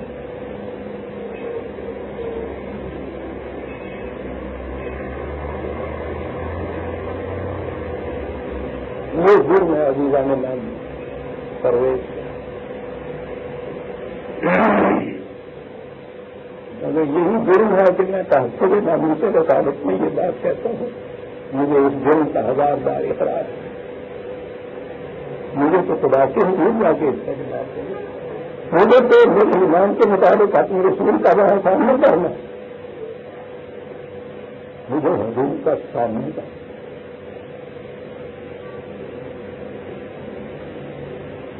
مجھے اس کی کیا پرواہ ہے؟ مجھے ان کے فتوے کافر کہتے ہیں یا مسلم کہتے ہیں. ان کے فتووں سے اگر کوئی شخص کافر ہوتا ہے، آج میرے زمین پہ کوئی مسلمان باقی نہیں ہے، اس لیے کہ کوئی فرقہ ایسا نہیں مسلمانوں کا جس کے خلاف دوسرے فرقے میں کفر کا فتویٰ نہ لگایا ہے. لیکن میں عرض کر رہا ہوں یہ چیزیں دنیا میں آپ پیش کر رہے ہیں، اب ان کے لیے آپ بڑے بڑے انگریزی دان لا رہے ہیں، ان کی خدمات جلیلہ گنا رہے ہیں کہ انہوں نے ان کو ٹرانسلیٹ کیا ہے بے حد بلند ترین انگریزی زبان کے اندر بڑے بڑے آپ کے ہاں کے مفکر اور عظیم لیڈر وہ آتے ہیں ان تقریبوں کے اندر شرکت کرنے کے لیے، دنیا میں اس چیز کو پھیلانے کے لیے۔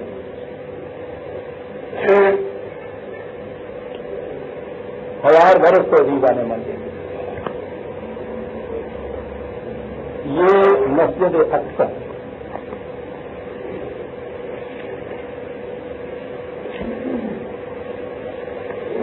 میں نے گزارش کی ہے، تاریخ اس کی شہادت دیتی ہے، اب یہ بھی مجبور ہو گئے اسے تسلیم کرنے کہ حضور کے زمانے میں وہاں کوئی مسجد ہی نہیں، اقصی کے معنی بہت دور۔ میں نے پچھلی دفعہ عرض کیا تھا کہ یہ تو شب ہجرت کا بیان ہے۔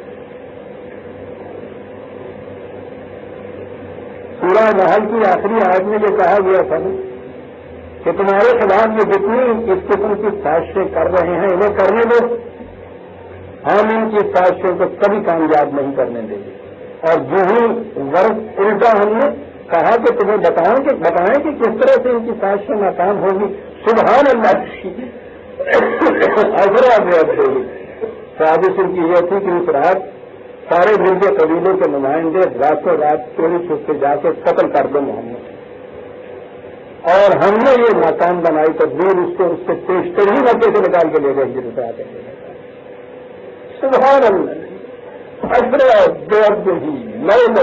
مسجد خدا ہے اس کی طرف لے گئے۔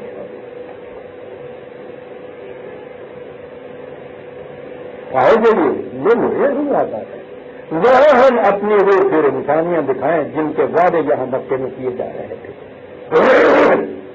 کہ یہی دین غالب آ کے رہے گا، یہ تمام دشمن مغلوب ہو جائیں گے، مکہ یہ بیت الحرم مسجد حرام کعبہ پھر تمہاری طبیعت کے اندر آئے گا، پھر ابھی آنے والے میں تمہارا دین غالب آئے گا، پھر ساری دنیا میں خدا کی بات اونچی ہوگی تاکہ ہم وہاں دکھائیں تمہیں کہ جو تم سے کہتے تھے دیکھو کس طرح ایک ایک بات پوری ہوتی ہے۔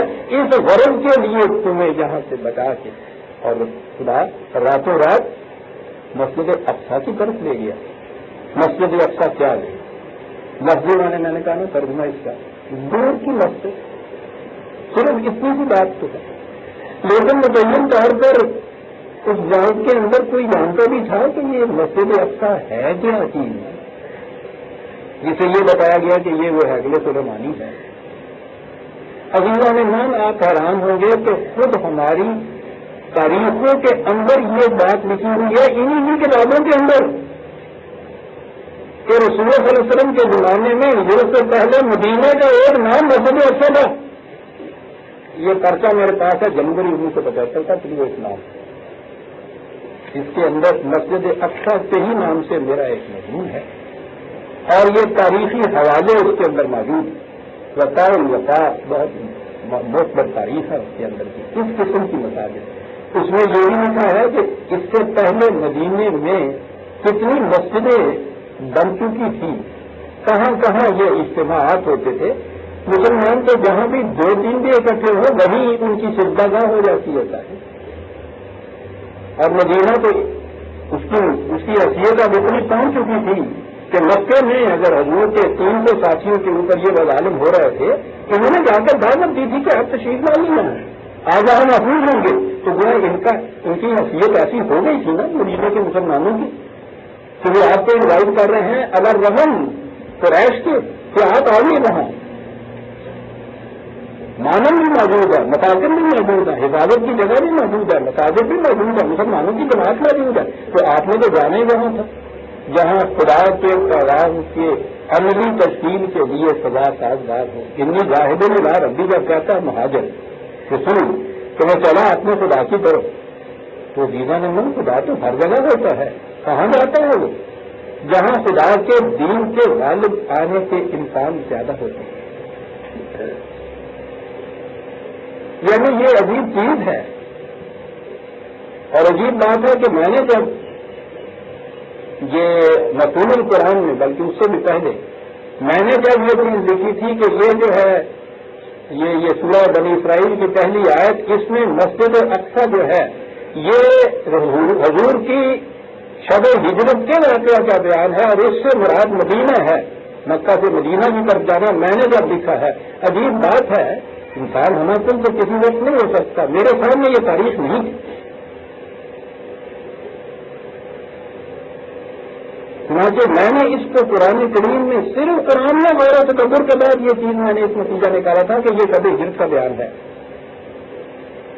لکھ دیا تھا میں نے، تلاش میں نہ رہا تھا کہ شاید کہیں سے یہ چیز مل جائے۔ اس کے بہت عرصہ بعد مصر سے یہ قرآن کریم آیا، وہ میں نے پھر منگایا، اس میں اس کے حاشیے پہ یہ چیز لکھی ہوئی تھی مسجد اقصی کی کہ اس سے مدینہ النبی مراد ہے۔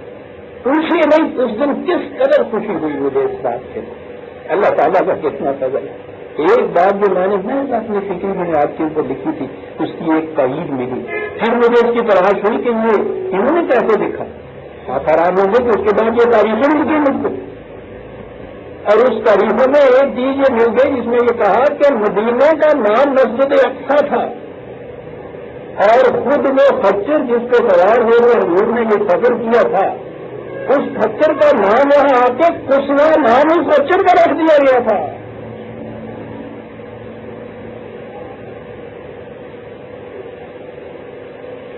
حضور نے اس خچر پہ کئی سفر کیے ہیں اور ہماری تاریخ میں اس کا نام یہ رکھا ہوا تھا۔ میں حیران ہوا کرتا تھا کہ یہ اس کا نام یہ کیسے پڑا ہے۔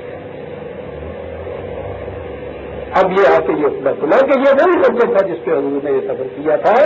وہ مسجد اقصی تو یہاں پہلے موجود تھی جہاں وہ آئی ہے، اس جانور اس سواری کا نام ہی انہوں نے اس خچر کا نام کسوا رکھا گیا ہے، سات تاریخوں میں اس کا نام کسوا اب تک چلا آ رہا ہے، اور مدینے کا نام مسجد اقصی مدینے کا نام، جیسے مسجد الحرام سے صرف کعبہ مراد نہیں ہوتی، بعض اوقات پورا مکہ مراد ہوتا ہے۔ اس سے قرآن میں خود یہ ہے کہ انہوں نے تم مسجد الحرام سے وہاں کے رہنے والوں کو نکال دیا، مدینے میں آئے، تو سن بات کعبے کے رہنے والے نہیں، کعبے میں تو کوئی رہتا ہی نہیں ہے، تو قرآن کا تو یہ انداز ہے۔ تو مدینے کا نام ان لوگوں نے، اور مسجد تو اب ہمارے ہیں یہ چار دیواری کے اندر گھری ہوئی رہتی ہے، ورنہ میرے اس رسول کے ارشاد کے مطابق صلی اللہ علیہ وسلم حضور نے تو فرمایا کہ کل ہوئے زمین کا سستا مسلمان کی مسجد ہے، یہ جہاں بھی کھڑا ہے کہ اپنے خدا کی اطاعت کرے گا وہی میرا مسجد کہلاتا ہے، یہ کسی عمارت کا نام نہیں ہے دیگر۔ تو الگ بات ہے کہ اجتماع کے لیے عمارت کی ضرورت پڑتی ہے، لیکن مانوی اعتبار سے مسجد صرف اس عمارت کو نہیں، جس مقام سے بھی خدا کے ان قوانین بات اونچی ہوگی غالب آئے گی، اس کے لیے ڈسکشن ہوگی بات۔ اسلامی نظام سلطنت میں پارلیمنٹ کی حد جسے آپ کہتے ہیں وہی تو مسجد نبوی تھی۔ آج اگر وہ مسجد میں آپ کے آتے وہاں یہ نہیں کرتے، آج بھی اگر آپ کے ہاں اسی انداز اسی سنت رسول اللہ اسی قرآن کریم کے مطابق کوئی مملکت قائم ہوئی، اس کے ہاں جو قوانین کے نافذ کرنے کا ادارہ ہوگا وہ مسجد کبریٰ کہلائے گی یہ زبانیں۔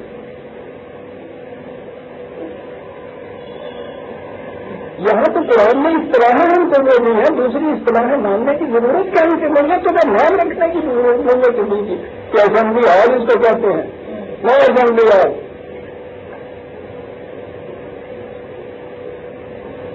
یہ مملکت اسلامیہ کی مسجد کبریٰ، کیا بات۔ مسلمان تو جہاں بھی خدا کے کلمے کو بلند کرتا ہے، حضور کا ارشاد ساری روح زمین مسلمان کے لیے، اور پھر یہ چیز مسلمان کا فریضہ بھی بتایا، فریضہ تمہارا یہ ہے پوری روح زمین جو ہے اس کے اوپر باطل کی سجدہ گاہ کوئی نہیں بنے گی، تمہاری سجدہ گاہ اس پر ہونا چاہیے۔ منتہا اسلام کا یہی ہے عزیزان اللہ کہ ساری مسجد جو ہے وہ اشرفت الارض بنور ربھا، خدا کے نور سے جگمگا اٹھے گی یہ مسجد۔ اس دن اس حدیث شریف کا مطلب سمجھ میں آئے گا۔ میں کہہ یہ رہا تھا کہ یہ ہیں تفاصیل کی روح سے ہمارے قرآن کریم کی آیات کی یا قرآن کی تفسیر کا ایک نمونہ جو میں نے آپ کے سامنے پیش کیا اس آیت کی پہلی کی بات تو میں پھر آگے اس کی بناؤں گا۔ اگلی بات جو ہے نا کہ حضور پھر وہاں سے سیڑھی کے ذریعے اوپر تشریف لے گئے،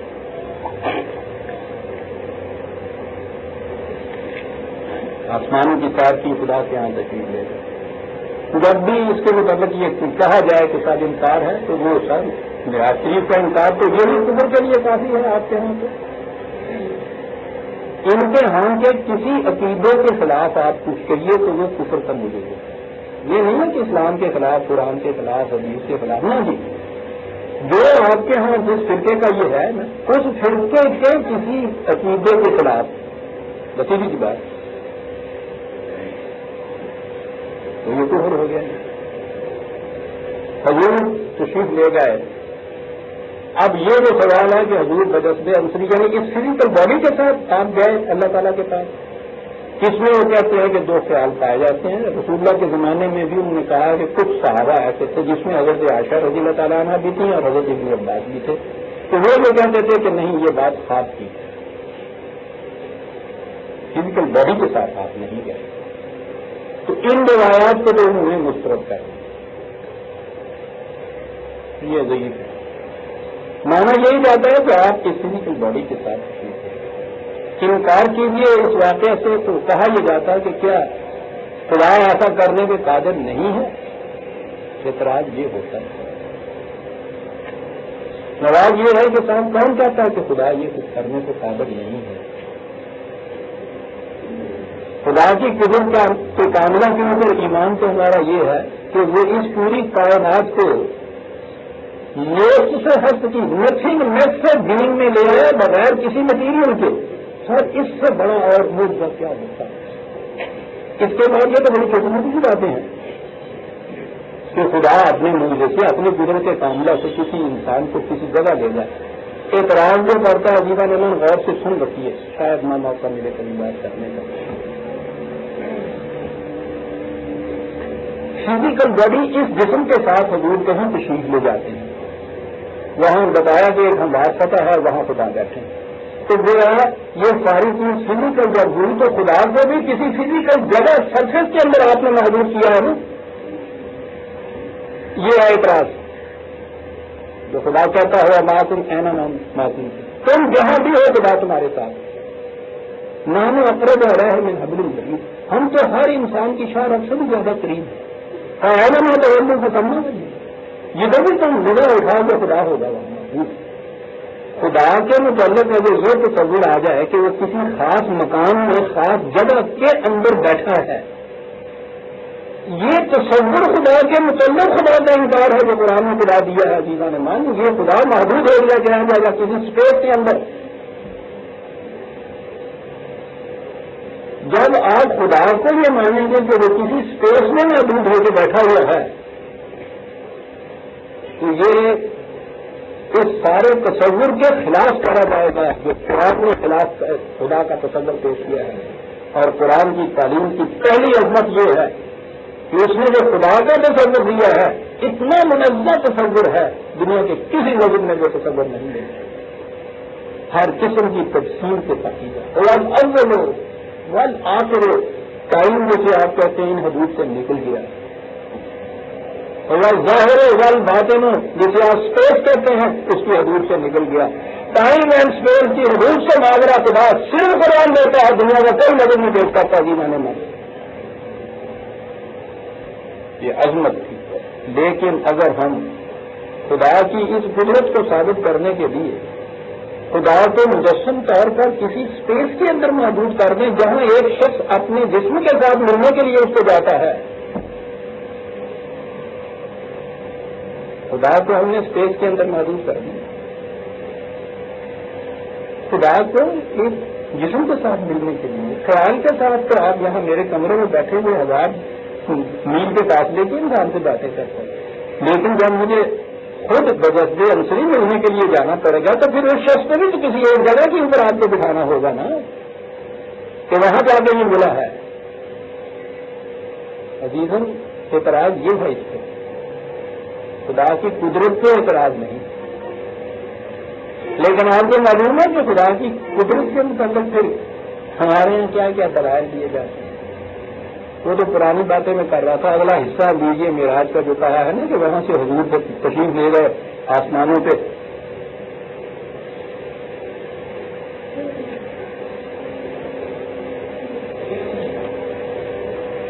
اس کی سند میں جشن ہوئے ہمارے, چراغاں کیا گیا. تو بیت المقدس کی مسجد کی سند تو آپ نے دیکھ لیا تھا نا کہاں سے ملے تھے, وہ ہر کوئی کے دربار کا لاڑتا آدمی وہاں سے بھی نہیں تھی. یہ سند جو تھی یہ نہیں مل رہی تھی کہ آسمانوں کے اوپر ایک انسان کیسے چلا. جب یہ امریکن خلا نورد پہلی دفعہ چاند پہ پہنچے نہ جناب, تو ہمارا تقدیر بلند ہو گیا ہمارے. لیجیے صاحب آؤ, کہاں ہو انکار کرنے والے معراج کا, آؤ. اور اس کے بعد جو بچھار ہوئی ہے ان لوگوں کی اوپر کم وقت امریکہ کے دو کفار کے متعلق تمہارا یہ عقیدہ کہ وہ چاند تک پہنچ گئے, رسول صلی اللہ علیہ وسلم جیسی ذات اقدس کے متعلق انکار کے وہ نہیں جا سکتے ارشد اللہ کے سنا پوچھے اس وقت سے بتایا. سند مل گئی جناب. فزیکلی ایک فزیکل مینس کے ساتھ فزیکل کرنے کے اوپر جا کے پہنچنے سند مل گئی اس کی کہ حضور مجدد عنصری خدا کے پاس عرش پہ گئے تھے جہاں وہ بیٹھا ہوا تھا. عرش بھی ایک فزیکل کرا, خدا بھی اس کی جگہ ایک فزیکل بیٹھا ہوا ہے. رسول صلی اللہ علیہ وسلم جو تھے یہ تو فزیکل مین سے گئے ہیں نا, راکٹ کیا دیجیے. یہ درمیان میں یہ مین جو ہے نا یہ اب فزیکل نہیں ہے. میں نے کہا نا کہ کرا رہا ہوں کیا لکھا جی. لال پور سے ایک ہفتہ وار اخبار شائع ہوتا ہے المنبر, اس کی 25 لغائب 1 اگست کی ہفتہ وار شائع 1969 کی تھی.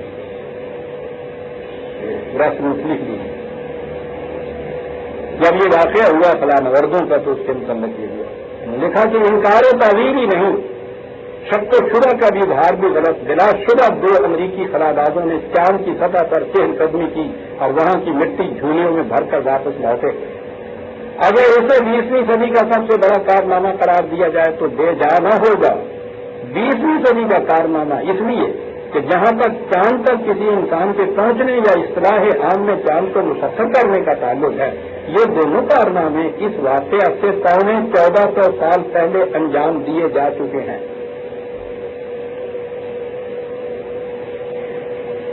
دونوں اچھا, ایک مرتبہ تو ایک عظیم انسان صلی اللہ علیہ وسلم جو سید الرسل اور فخر اولاد آدم بھی تھے اور سلسلہ نبوت کی آخری کڑی تھے, آپ نے اس زمین پر کھڑے خالق شمس و قمر کے اذن سے کنگلی کے اشارے سے اس چاند کو 2 ٹکڑے کر دیا تھا جس پر پہنچنے کے لیے ہزاروں برس سے انسانی ذہن دیتا تھا.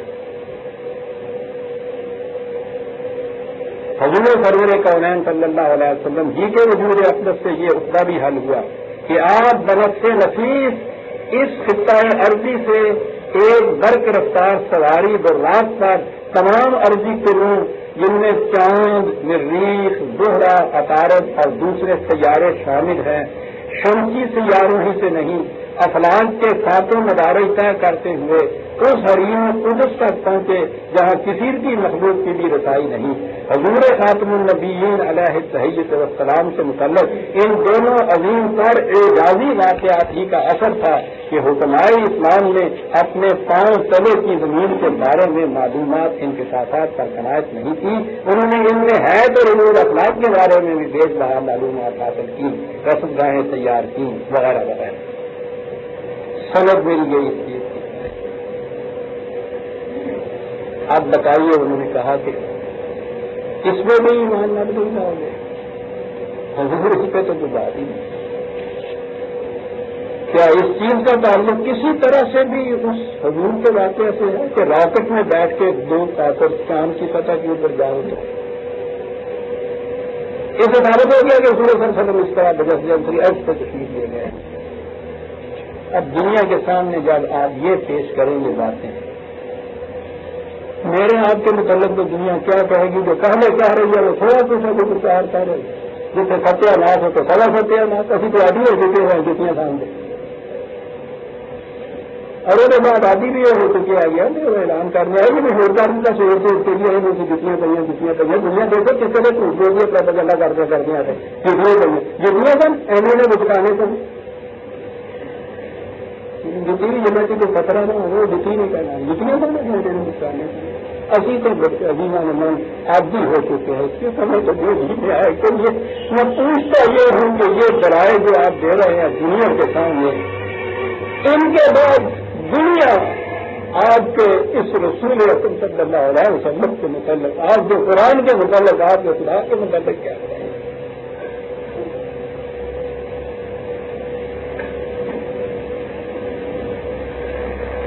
اور اس کے بعد آپ کو گلا ہے کہ ہمارا نوجوان تعلیم یافتہ طبقہ مذہب جدیدہ ہو رہا ہے،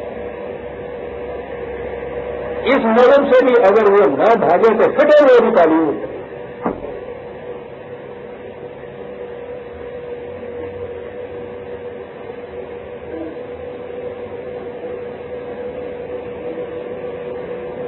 عالمان اس اسٹوڈنٹ کو آپ ابھی اس کمرے کے اندر نیوٹن کی ہے جون گرین کی مسٹیریس یونیورس، آئنسٹائن کا فلسفہ لاٹیت، یہ پڑھا رہے تھے سر،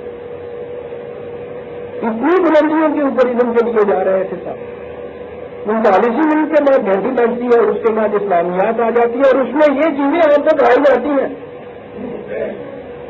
یہ دوسرا پیریڈ ہوا نا، تیسرے پیریڈ کے بعد پھر کیا آپ کے ہاں یہ دارالعلوم میں چلا جائے گا مزید علم دین حاصل کرنے کے لیے، یا اگر اس میں روز جانا تھا نماز پڑھنے کو تو اس کی بعد بجائے وہ کیفیٹیریا میں چلا جائے گا۔ عزیزان من یہ ہے وہ اسلام، غیروں کو چھوڑ دیجیے کہ وہ اس اسلام کے متعلق کیا کہتے ہیں، ان نوجوانوں کے متعلق پوچھیے کہ وہ بھی کیا ہے۔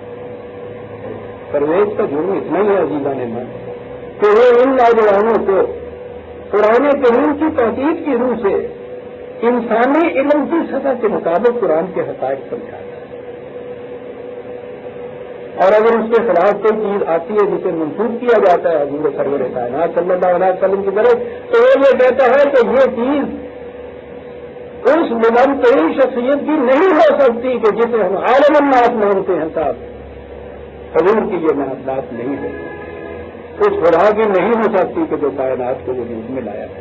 یہ تین غلط منسوب ہے حضور کی طرف، کسے کہتے ہیں انکار حدیث سے پہلے۔ بات آج اتنی ہوئی ہے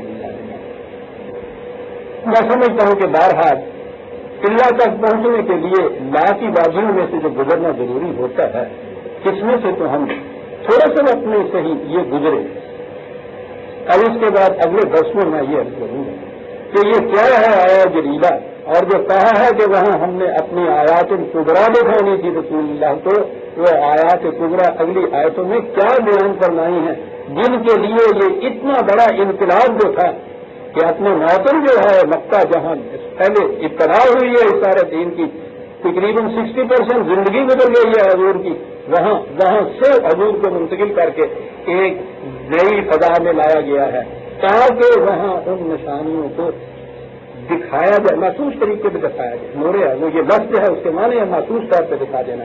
اب یہاں وہی اسلام جو وہاں نظری طور پہ پیش کیا جا رہا تھا، اب دور آ گیا اس کے عملاً پیش کرنے کا۔ وہ 13 برس تھے، یہاں 7 برس کے اندر اس طرح سے وہ جو ایک ایک دانہ بویا ہوا 7 کا دانے کی شکل میں فصل بن کے چھونا ہے عزیزان من، اس کے صدقے میں دنیا فکر و نظر آج تک فکری غلط کھا رہی ہے۔ دنیا میں جہاں کہیں کسی حقیقت کا پرتاؤ نظر آتا ہے عزیزان من، وہ صدقہ شرع محمد صلی اللہ علیہ وسلم تحقیق کر کے دیکھ لیجیے گا، قرآن ہی کے کسی نہ کسی گوشے کی تفسیر ہوگی وہ، اور اس کا اقرار کوئی کرے یا نہ کرے۔ یہ کیا تھا 7 سال میں، اس کے بعد یوں آیات کبریٰ آئی تھی دنیا کے سامنے۔ معجزہ تو شمس القمر کا دیکھا کسی نے، بعد میں نہ دیکھنے والے ہوئے، آج کسی پہ کیا اثر تو کر سکتا ہے۔ یہ ہے وہ موضوع یہ ہے کہ 1400 سال پیشتر اس نے یہ کہا کہ وہ سخر علیکم ما فی السماوات والارض جمیعا، یہ جنہیں تم آسمانی کرے کہہ رہے ہو، اپنے آپ کو خاصی انسان کہہ رہے ہو، ہم نے تمہارے لیے ان کو قانون کی زنجیروں میں جکڑے رکھا ہے، جاؤ اور ان کی تفسیر کرو۔ آدم کا یہ فریضہ ہے 1400 سال پیش کرے گی نظام موجائزے کہتے ہیں. آج اگر دنیا میں تفسیر قمر ہوگی تو ہم کہیں گے کہ 1400 سال پہلے قرآن نے کہا آدم کے متعلق یہ ہوگی وسیع. یہ نہیں ہوگی کہ ہاں صاحب یہ یہاں سے راکٹ میں بیٹھ کے گیا تو ہمارے رسول بھی اس طرح سے وہاں چلے جائیں. یہ نہیں وقت تھوڑے عزیزان ایمان آج اتنے میں اللہ کرے کہ کوئی بات جو میں کہنا چاہتا تھا ساتھ ہو گئی ہو. ربنا تقبل منا